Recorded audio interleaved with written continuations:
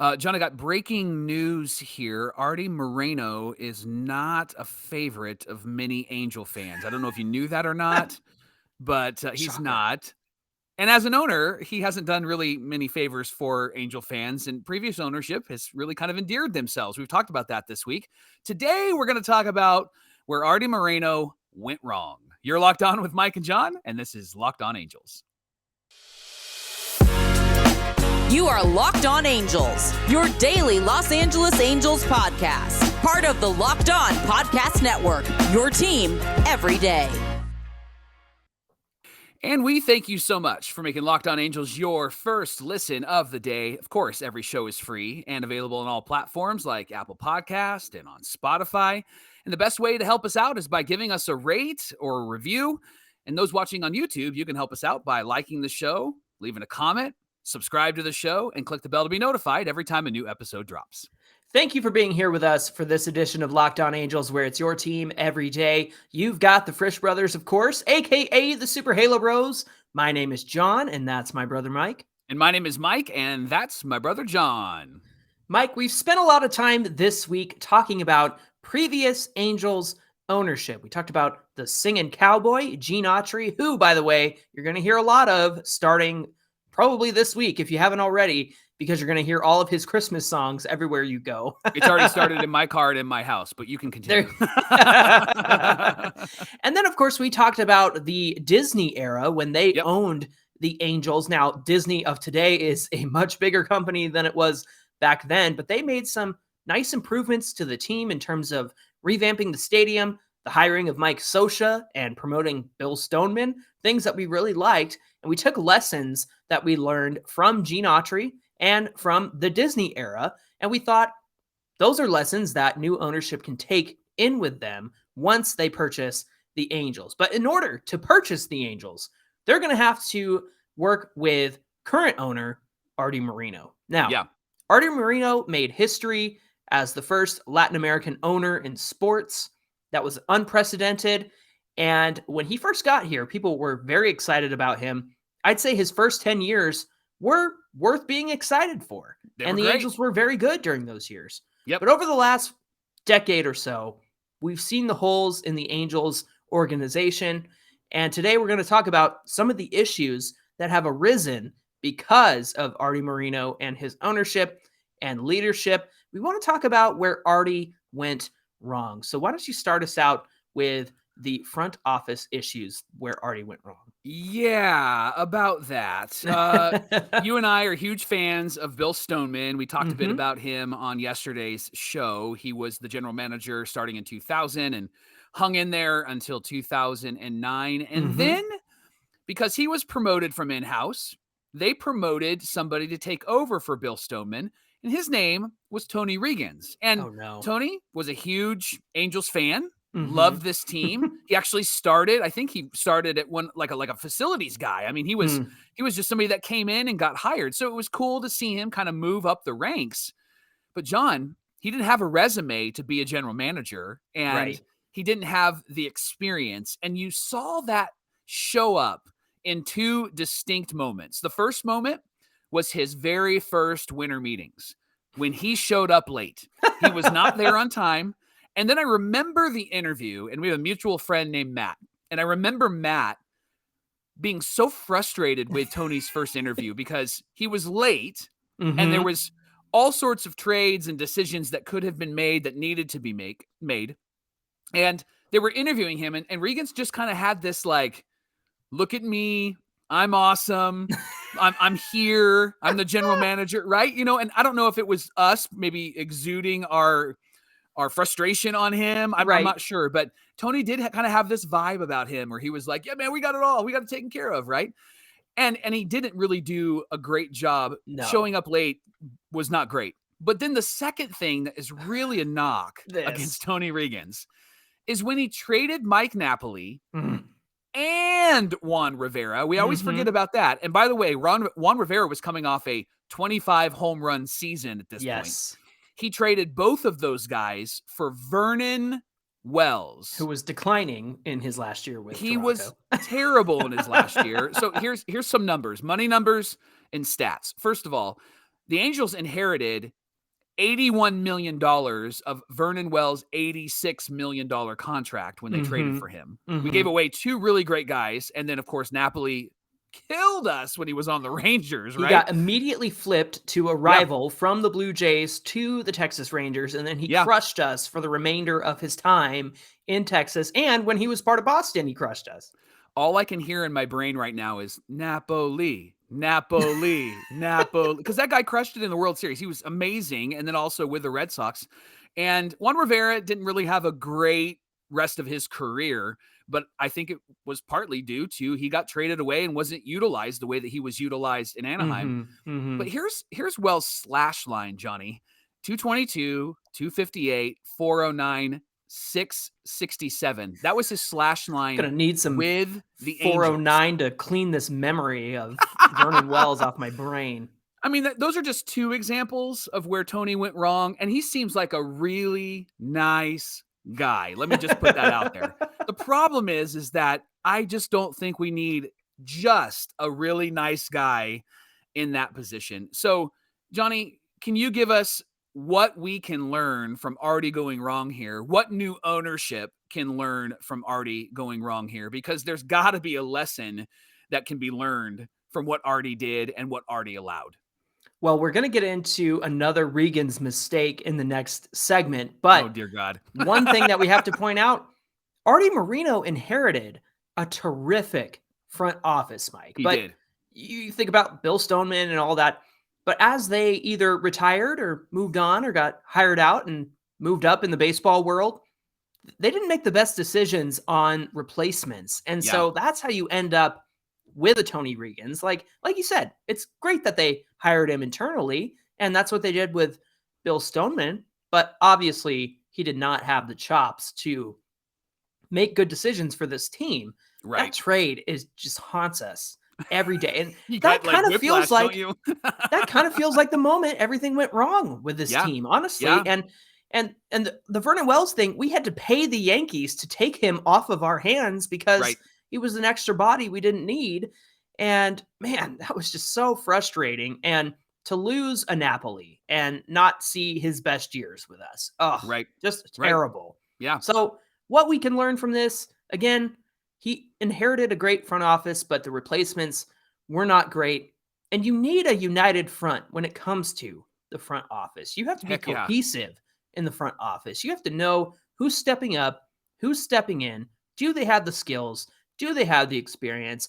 Are they baseball minds who know this game inside and out? And have they had experience in the role that they're stepping into prior to this? I mean, Perry Manassian, he was an assistant GM. Billy Epler, assistant GM, right? So guys who know how to do it and just need a platform to do their thing. And now we see guys like Dipoto and Epler thriving in their organizations. And I think Perry is starting to thrive in his organization. And the other thing, Mike, is Perry is somebody who takes lessons he learned along the way of his career. Yeah. He's doing a lot of what the Braves have done to get good and have a good team and draft well and develop well. And he's trying to integrate that into the Angels system. So for Tony Reagins to come up and the Angels kind of being his only gig, well, you don't get a lot of experience. You don't glean a lot of things from other teams in that regard. So I think Perry Manassian is starting to come into his own as a GM with the Angels, and I'm grateful that he has this opportunity with our Halos. Well, coming up on Locked On Angels, that's one reason why Arte just didn't do well. We're going to talk about 2 more, but specifically, we're going to talk about the team president. And should the team president actually be more about winning or more about money or both? We're going to have a discussion about that. But first, Locked On Angels is brought to you by Simply Safe, John.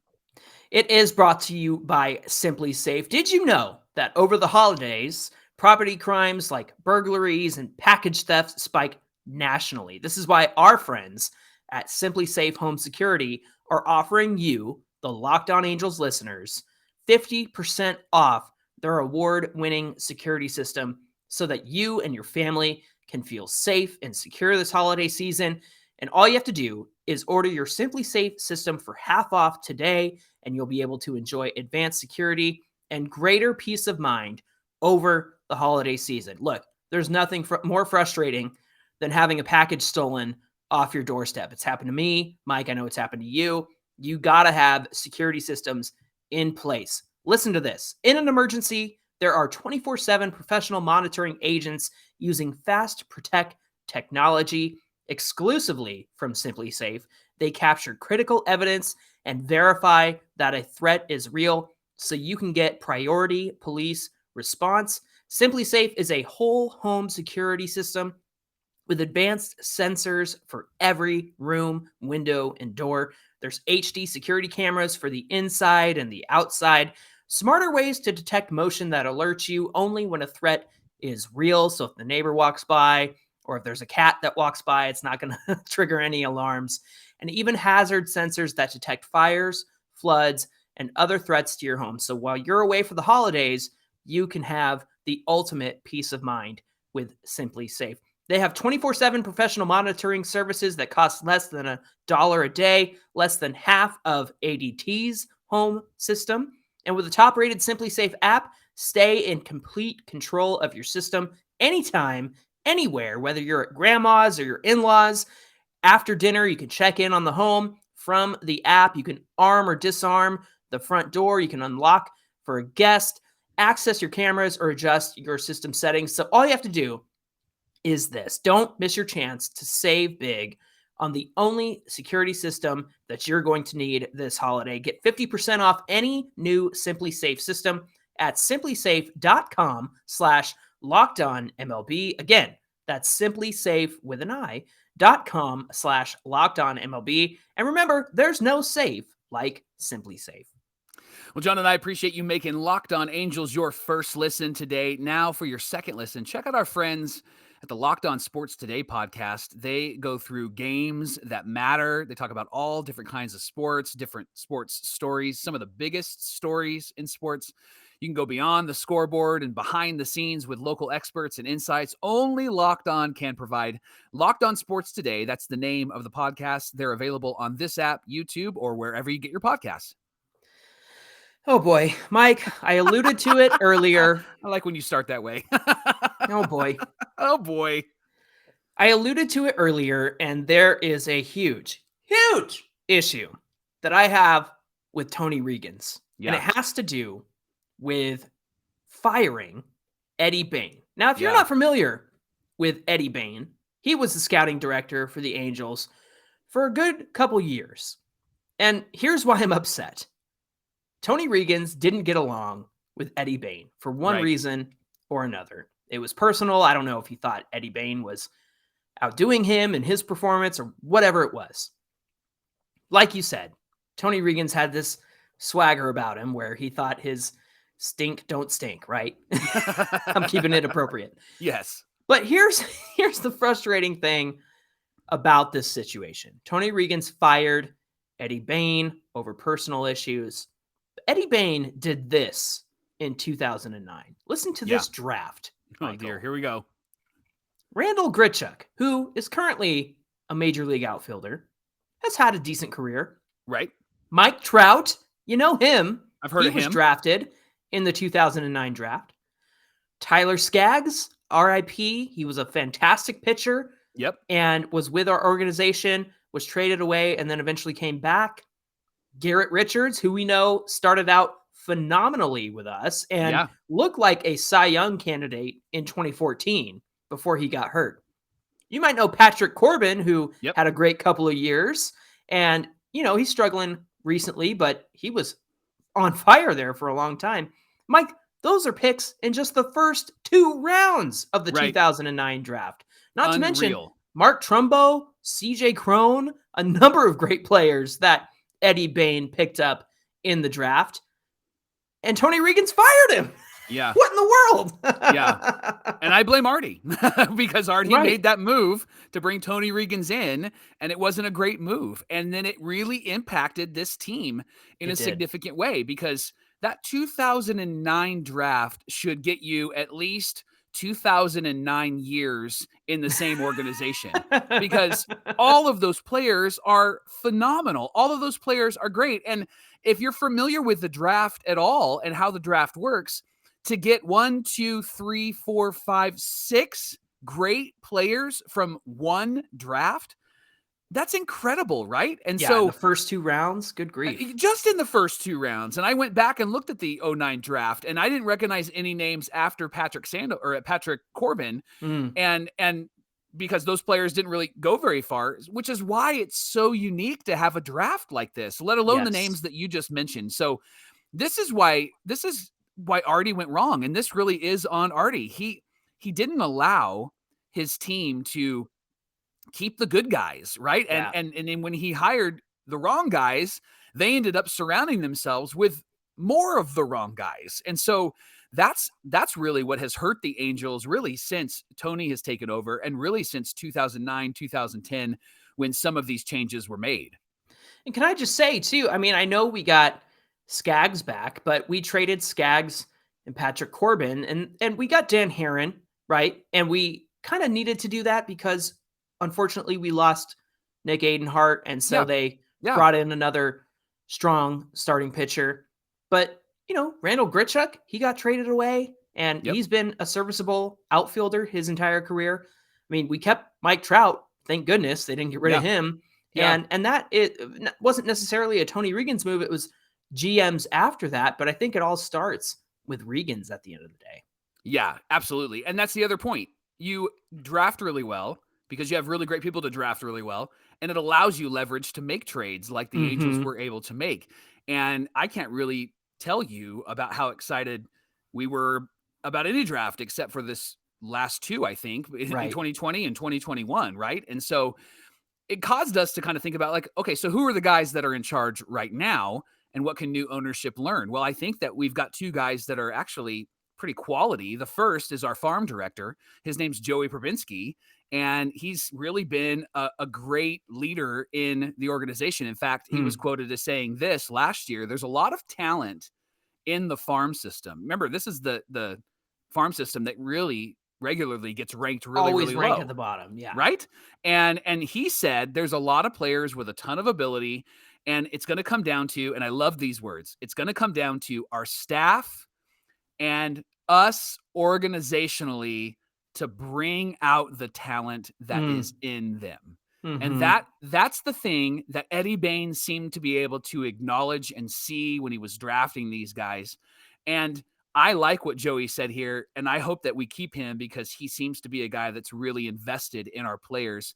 He said that the team is working daily to achieve what he just talked about, bringing the best out of these players. Now, the second guy is Tim McIlvaine. John, you said that he's pretty fresh to the Angels organization. Yeah, he just stepped into the scouting director role this season, and McIlvaine spent the past 16 seasons with the Milwaukee Brewers, and he worked his way up from an area scout to supervisor of amateur scouting to assistant director of domestic scouting.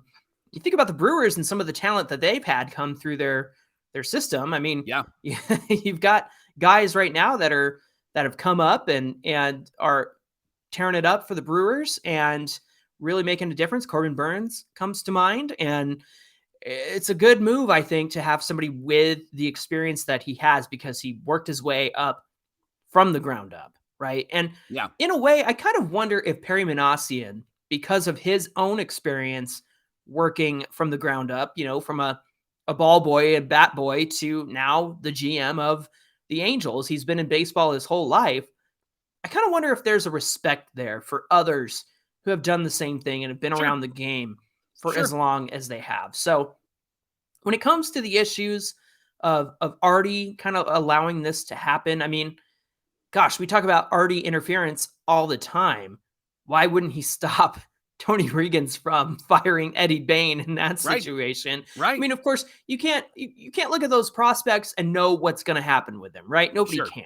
Sure. But that is a phenomenal draft. That 2009 draft is insane. And for it to be a personal, like, I don't like this guy kind of issue between Tony Reagins and Eddie Bane, that seems like play school nonsense, like teen drama nonsense. And that's not a reason to dismiss anybody. So I think it was a mistake in allowing that to happen. and a rare occurrence where Artie didn't step in and say, well, maybe we shouldn't do that, because as we all know, he's had his fingerprints on a lot of stuff in the last decade. So that's a shame that we lost out on Eddie Bane, but I am hopeful for the Angels moving forward. And I think Perry has the right pieces in place for our Halos. All right, so far, here's what we've learned about Arte Moreno and where he went wrong. First, he inherited a really great front office, and then once they started to retire or move on or move up, his secondary hires weren't fantastic at all, and we've kind of dogged on Tony Reagins. Again, he's a really nice guy. He just wasn't a great guy for the position of general manager. Right. Then we talked about how Tony made some really terrible moves, and Artie didn't step in, specifically with Eddie Bane and the firing of Eddie Bane, who had this phenomenal draft, right? Now we're going to talk about something that really gets under John's skin, and I'm excited to see his face turn red. Where Artie went wrong was in 2009 when he hired John Carpino as president of the Angels. Yes. John, he inherited a really great team, right? From 2000 until 2009, this Halo team was fantastic. They won 3 straight AL West championships when he got hired. Plus they had 2 prior to that in between the World Series win and the 3 straight victories. Since 2010, we all know this. This is going to be painful, but I'm going to say it out loud. The Angels have 1 AL West title and 1 playoff appearance where they didn't get any wins. And here's the tension. And I would love for you to address this, John. The tension is John Carpino is a friend of Artie's. He was brought in with this strategy. We want to make some money off of this team. And what we've learned is that this team is really valuable. Right. But Angel fans haven't seen that translate onto the field. Now, I will say that there have been some splashes where they have paid a lot of money, but I think we all agree that it was money sent in the wrong direction. Josh Hamilton, Vernon Wells, right? We didn't re-sign Torrey Hunter, and it just really didn't seem like it was going to be great for us, even though we're trying to make these big splashes. Carpino really has focused on making money versus allowing this team to be successful. Now, I don't know how much he influences what happens on the team, if he's involved in that at all on the field, but I'd love for you to address, like, what should a president be focused on? Making money or on-field production, or do you think it needs to be a mix of both? Well, look, they made their money. They changed the value of this team from when Artie bought it to it's going to sell for $3 billion pretty soon. Yeah. And so mission accomplished. Great job, guys. Woo, you did it. But it yielded 1 AL West title and 3 straight losses in the playoffs. Yeah. And we were in and we were out. So for John Carpino, whose history is in marketing, and he was somebody that worked closely with Artie and, you know, the billboard industry and all that sort of stuff, he did exactly what he was hired to do. He helped increase the value of this team. They got the Fox Sports deal done, which is now Bally Sports, and that brought a lot more eyes to the product. It was a lucrative deal for the Angels to sell those rights. And you're right. You have those splashes, like you have Albert Pujols and Josh Hamilton and Anthony Rendon. Like you have your superstars, and that's really what they've relied on, Mike, is these big names. They've not done what's best for the team to help them win. They've done what's best for the team in terms of making them marketable and making the team more valuable at the end of the day. But that doesn't mean that we have a successful product on the field. There was a promise to Mike Trout when he signed his extension that we're going to build around you. We're going to build a team to help you get to the World Series. Right. But really, I mean, they gave him the money because Mike Trout is a superstar. He's the anchor of this team. Bringing in Shohei Ohtani, and then the way that he's evolved over the last 5 years into the phenom that he is, they're desperate to hang on to him because of his market value and the marketability that he brings to the table. It doesn't feel like they've spread the wealth in terms of getting a good product on the field. And a good example of that is not re-signing Torrey Hunter after 2012. Correct. In which you could have signed him and probably Zach Greinke and had a pretty competitive team. They spent all that money on Josh Hamilton, and look where that got them. Yeah.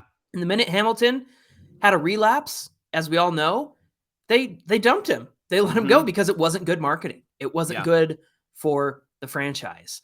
Yeah. And it's really frustrating that the emphasis of the Angels since Carpino was hired, and then around 2011 when they got that big TV deal, and you kind of have to think that Pujols was a big part of that TV deal in terms of, hey, we got to have a superstar come on because we just signed this and we want people to watch our product. It's really kind of all the Angels have been is a product, not a winning team. And we see that time and time again with these big splashes. Now, with new ownership coming in, I think there needs to be a focus on new leadership and a winning attitude. I really hope that we get a baseball fan. I really hope that we get somebody like Joe Lacob, who used to work at Angel Stadium, right? Yeah.